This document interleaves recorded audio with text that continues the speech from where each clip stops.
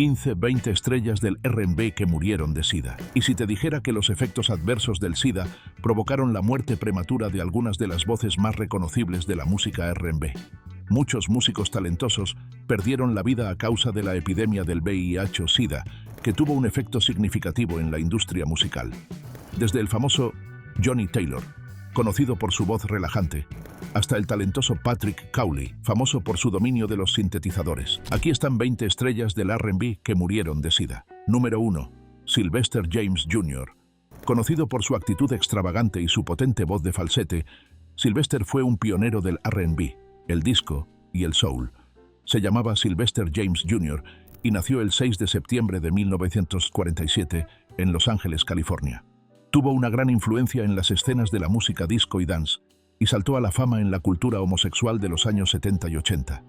Las canciones más conocidas de Sylvester son You Make Me Feel, Mighty Real y Dance, Disco Hit, de 1978, que se convirtieron en himnos del disco. Se ganó una fiel base de fans fusionando ritmos dance con una voz expresiva y conmovedora. Gran parte de su sonido distintivo se formó gracias a su estrecha colaboración con el productor y compositor Patrick Cowley. Su identidad musical se formó gracias a su pertenencia a The Hot Band, una banda local. Además, fue miembro de The Hot Band y de Sylvester.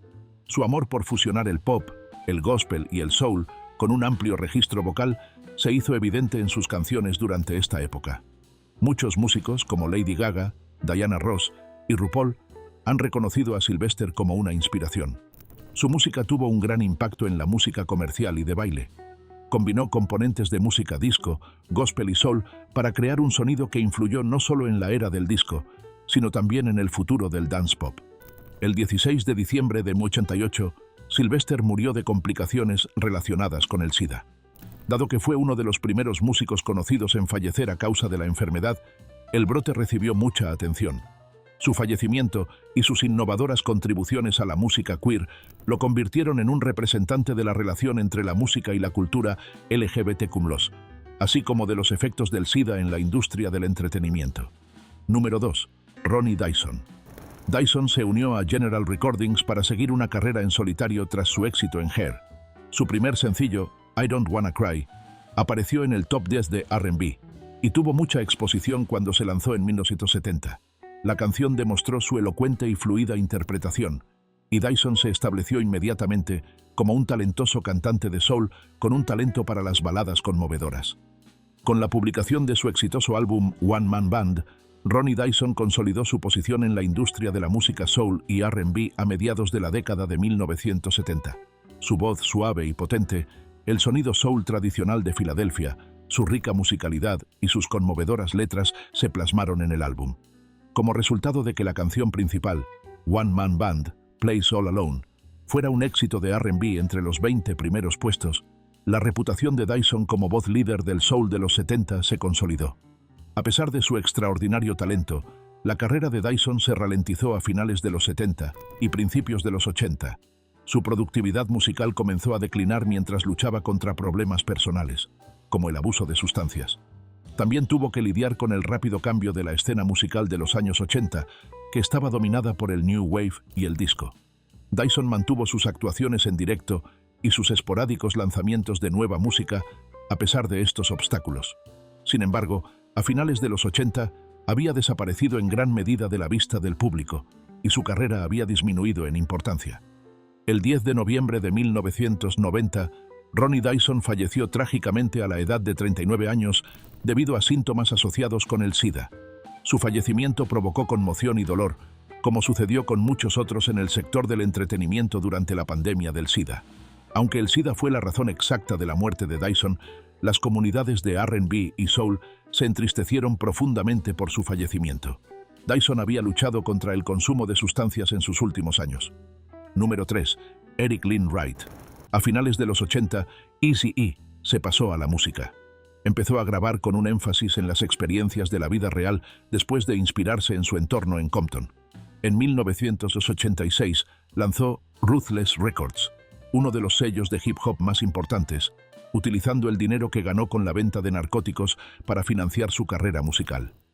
En 1986, Dr. Dre, Ice Cube, MC Ren, DJ Yella, Arabian Prince y Eazy-E formaron NWA, Niggas with Attitude.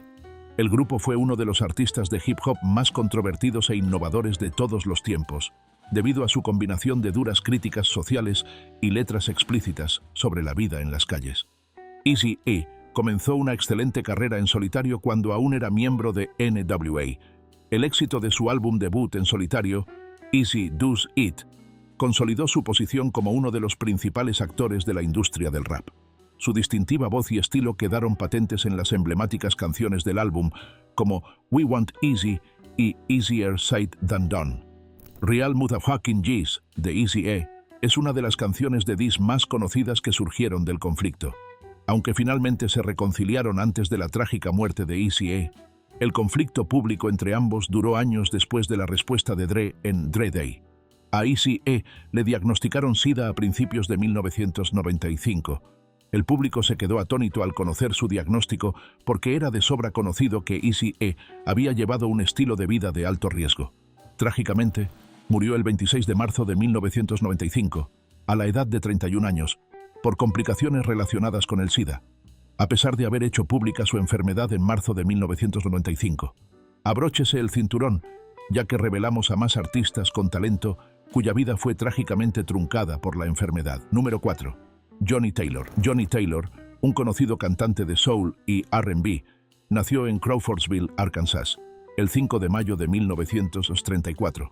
Es famoso por su voz relajante y sus importantes contribuciones a los géneros musicales soul y blues. Desarrolló su voz cantando en los coros de la iglesia. Cuando Taylor era más joven, se mudó a Chicago, donde se expuso a las emergentes escenas de R&B, gospel y blues. Uno de sus mayores sencillos, Who's Making Love, se disparó a lo más alto de las listas de éxitos y catapultó a Taylor a la atención del público. La canción, impregnada de R&B y soul, destacó la expresiva voz de Taylor. Con su famosa canción Disco Lady, que se convirtió en el primer disco en recibir una certificación de platino de la RIAA, Taylor experimentó una nueva ola de éxito en la década de 1970.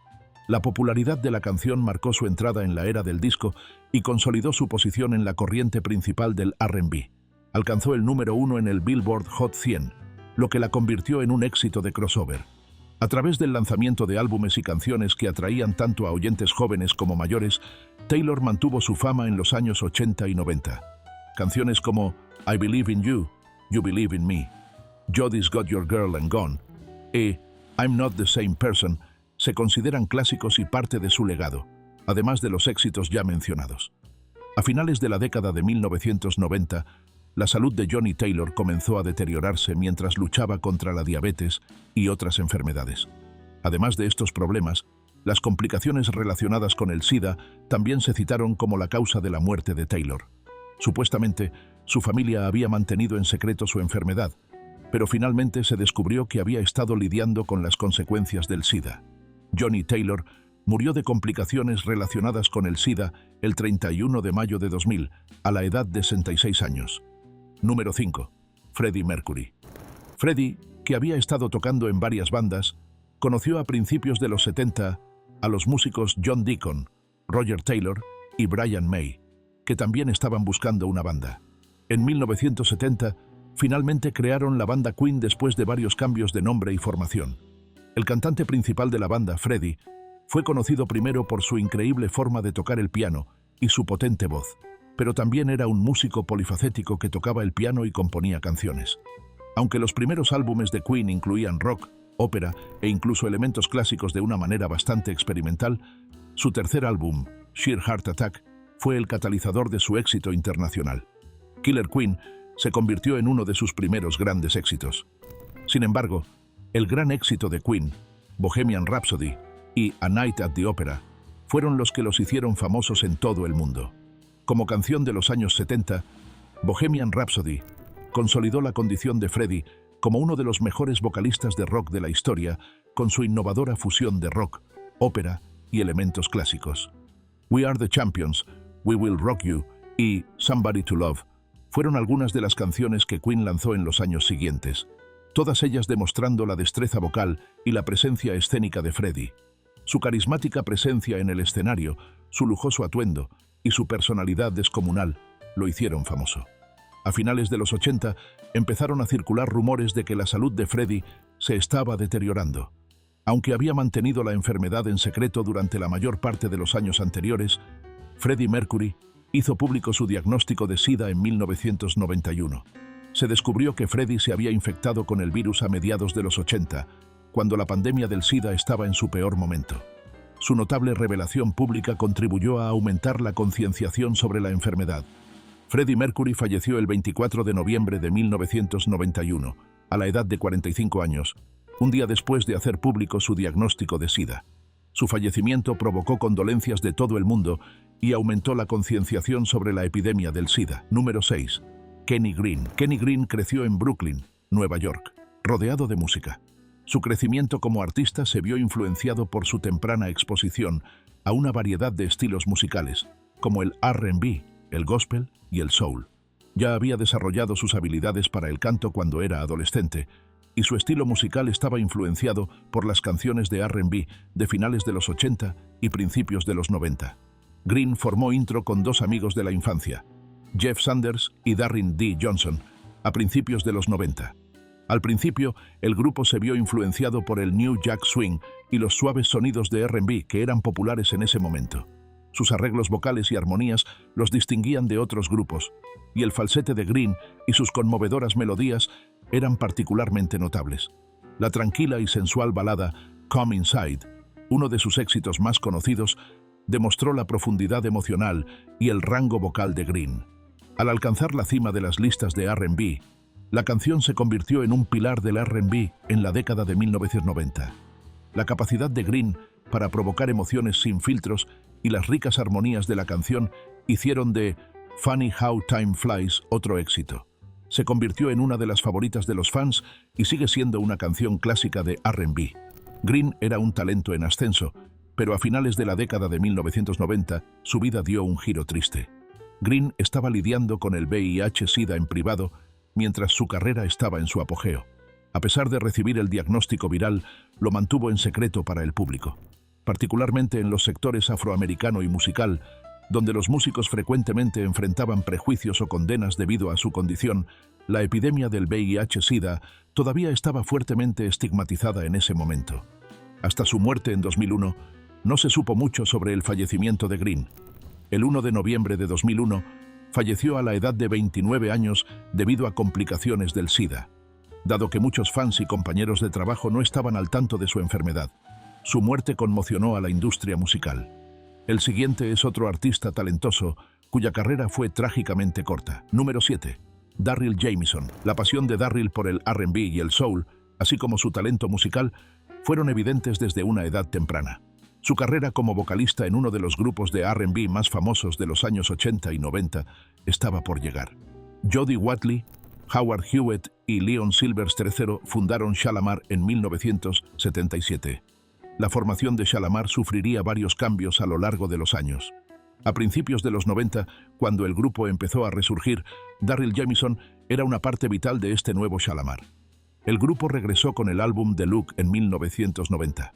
Darryl Jamison y Damita Jo estaban entre las caras nuevas del álbum. El trío había desarrollado un sonido distintivo de funk y R&B a lo largo de los años, y la nueva presencia vocal de Jamison lo complementaba. Su música encajaba perfectamente con la entonces popular tendencia del New Jack Swing, que fusionaba el R&B convencional con la producción y los sonidos influenciados por el hip hop. Jamison fue uno de los vocalistas principales de la formación de Shalamar en la década de 1990, que intentaba modernizar su estilo para adaptarse al emergente género R&B. Aunque el grupo tuvo varias canciones de éxito en los años 70 y 80, a principios de los 90 se produjo un cambio en la industria musical a medida que el hip hop y el New Jack Swing ganaban popularidad. La música del álbum The Look mostraba el intento de Shalamar de incorporar estas nuevas inspiraciones a su icónico estilo funk. Aunque fue un periodo importante de su carrera, la relación de Jamison con Shalamar se vio trágicamente truncada debido a su salud. Según los informes, Darryl Jamison murió en 2002 por problemas relacionados con el SIDA. Muchas personas no estaban al tanto de su lucha contra el VIH en el momento de su muerte, ya que había mantenido su diagnóstico en secreto. En el momento de su muerte, Solo tenía poco más de 30 años. Número 8. Tony Scott. Aunque no hay mucha información disponible sobre los primeros años de Tony Scott, era conocida como una cantante de R&B talentosa y motivada. Su carrera musical comenzó a finales de los 80 cuando se unió a Seduction, un conocido grupo de R&B freestyle famoso por sus animados ritmos de baile y sus pegadizas melodías. Su participación en el conjunto fue esencial para su éxito en la cima de su carrera. Seduction ganó popularidad por su sonido dance pop y freestyle tras su creación a finales de los 80. Varios de los éxitos del grupo, como Two to Make It Right, que alcanzó el número 1 en las listas de R&B y dance, les ayudaron a alcanzar el éxito. Se inspiraron mucho en el género musical freestyle, que mezclaba suaves voces de R&B con ritmos de baile. Su canción más popular, Two to Make It Right, alcanzó el número 2 en la lista Hot Dance Club Play y se convirtió en un himno en las discotecas. También fue un gran éxito en la lista Hot 100 de Billboard. La posición de Seduction en la escena musical de estilo libre se vio reforzada cuando la canción, que supuso un punto de inflexión para el grupo, se empezó a reproducir con regularidad en las emisoras de radio.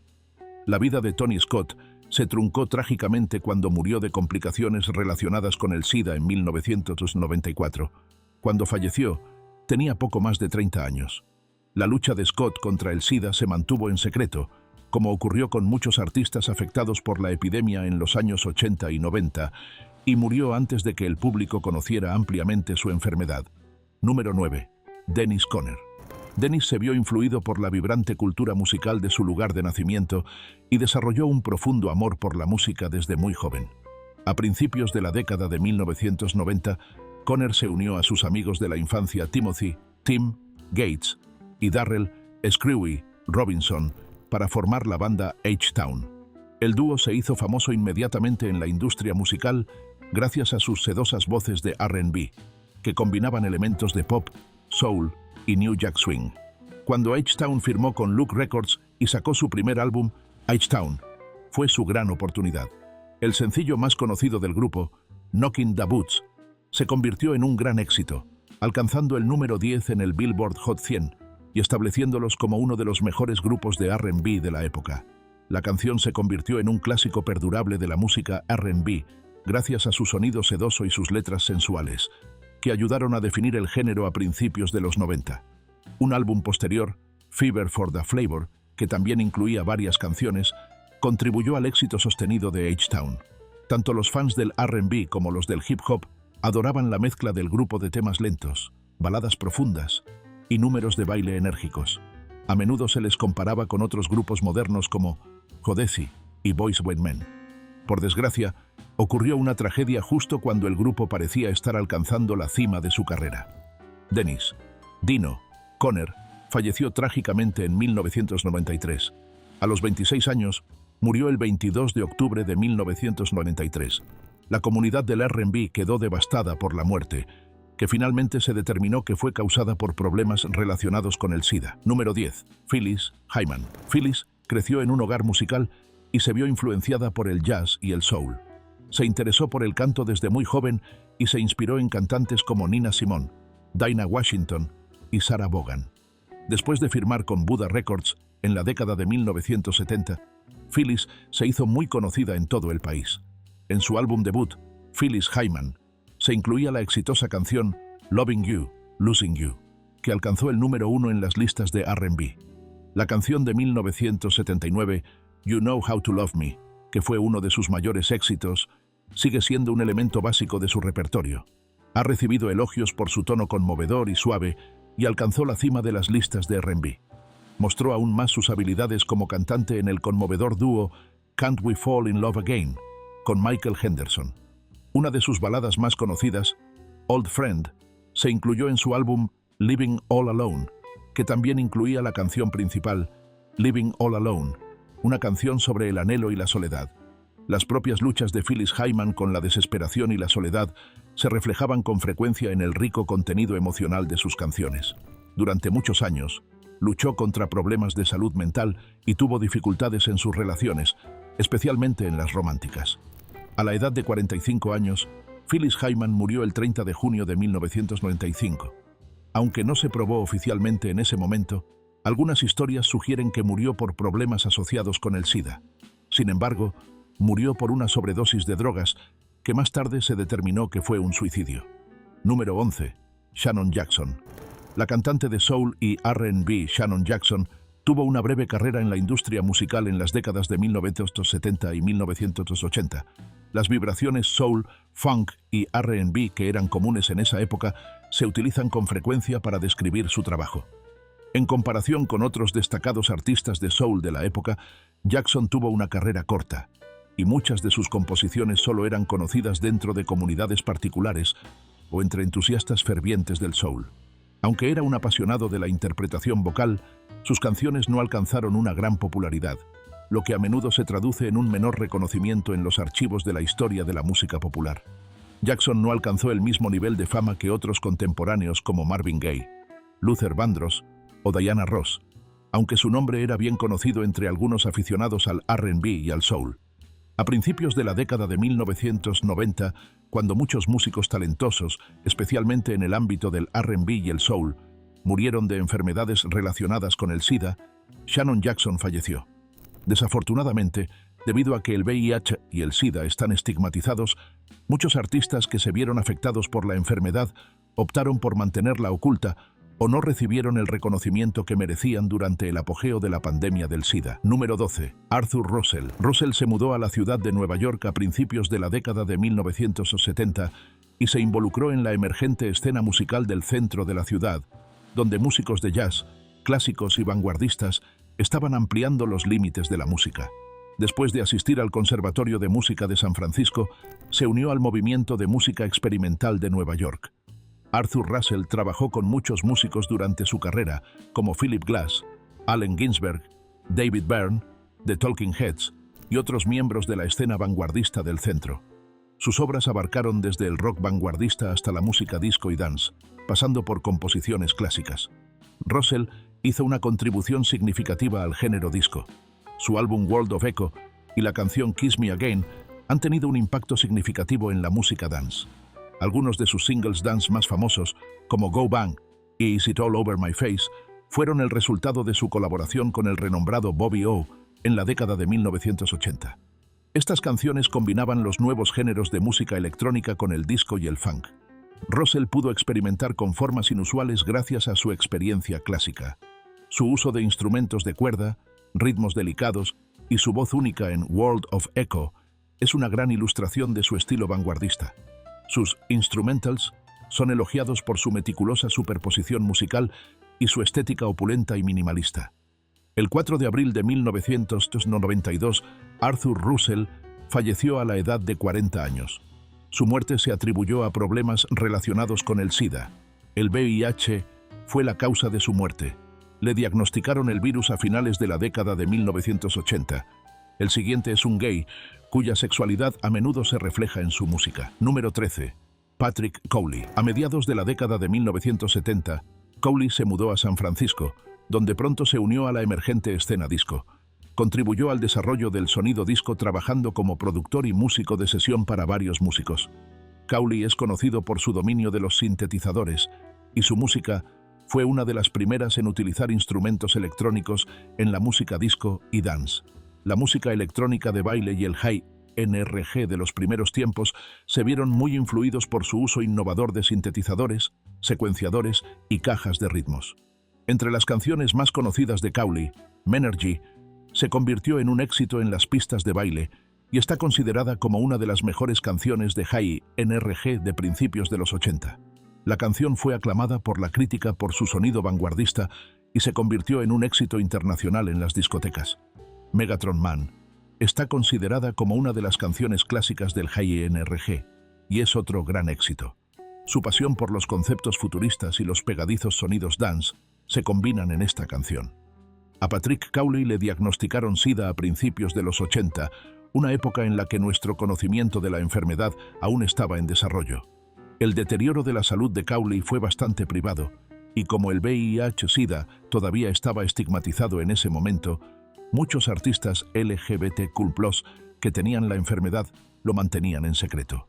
Cowley estaba a punto de alcanzar aún más éxito cuando falleció el 12 de noviembre de 1982, a la edad de 31 años.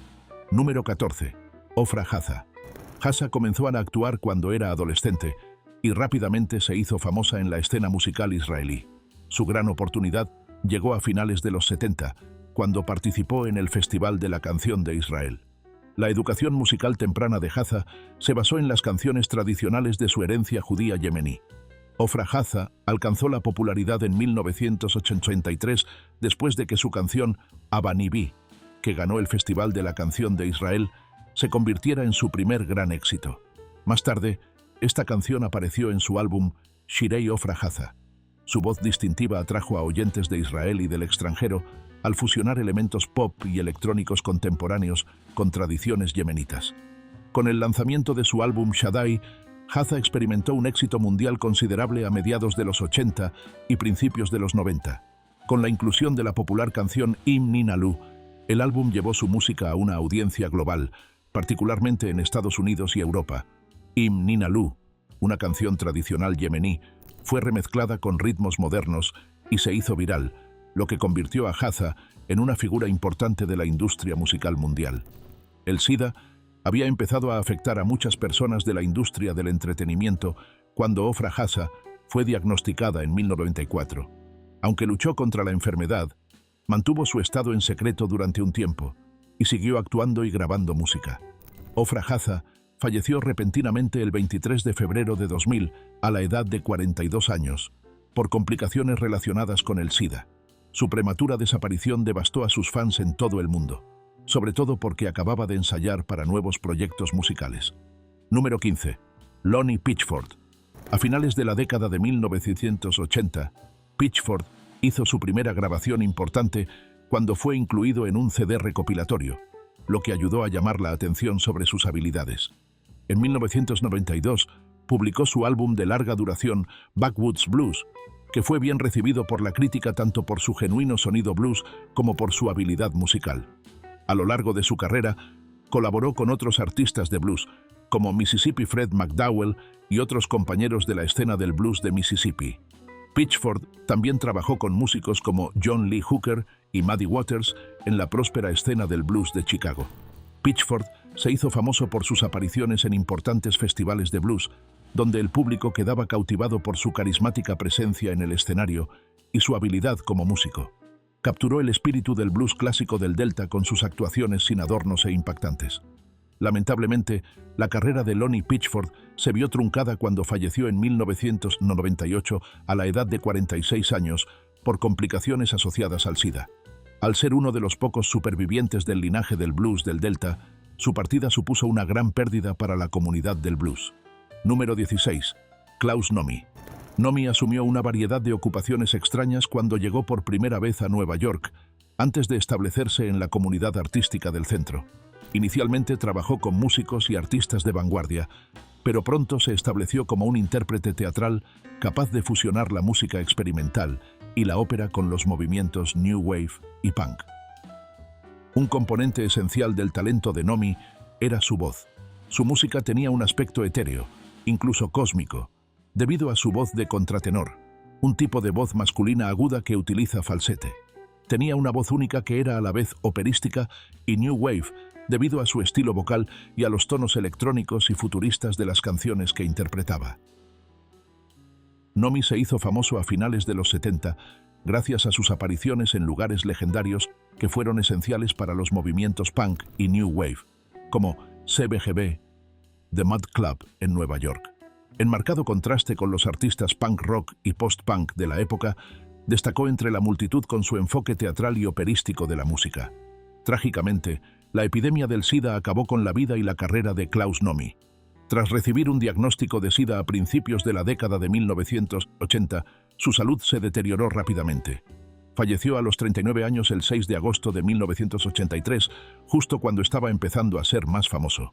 Número 17. Renato Russo.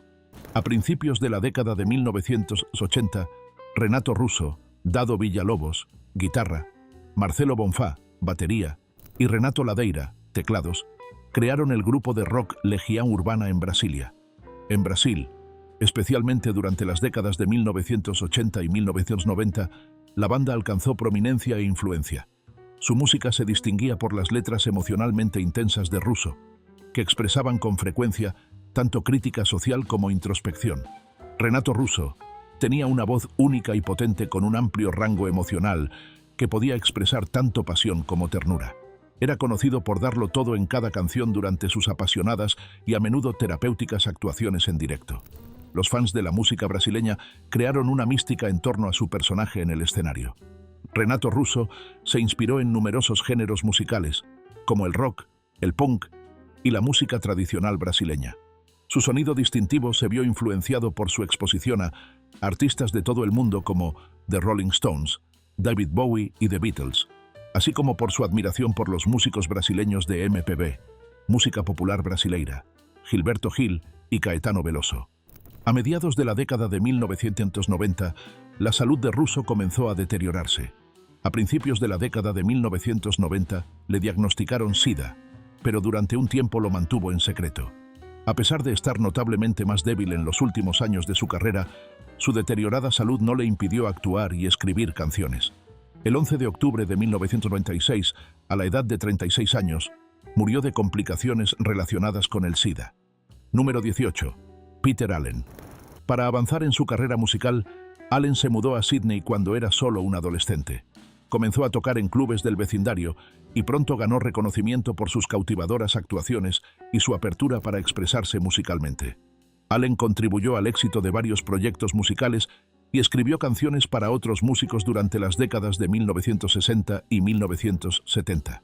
Su habilidad para escribir canciones pop pegadizas y cargadas de emoción que conectaban con el público fue un punto fuerte de sus habilidades como compositor.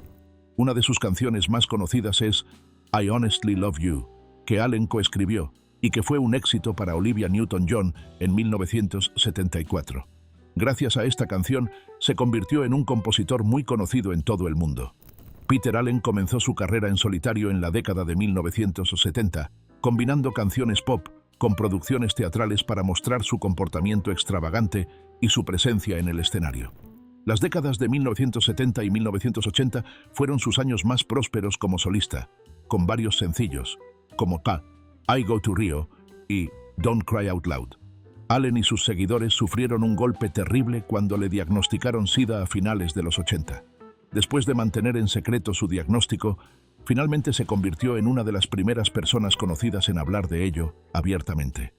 A la edad de 48 años, Peter Allen murió de complicaciones del SIDA el 18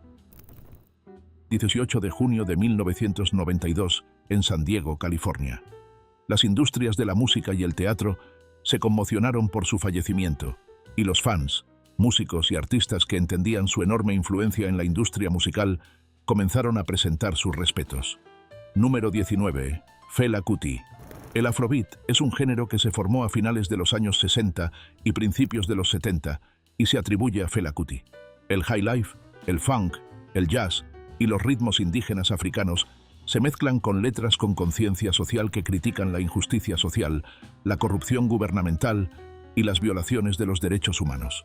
En sus composiciones utilizaba con frecuencia percusión polirrítmica, partes de trompa apiladas, ritmos intrincados y largos periodos instrumentales improvisados. Fela fundó la banda África 70 a principios de los años 70, y esta sirvió como plataforma para sus innovadores conceptos musicales.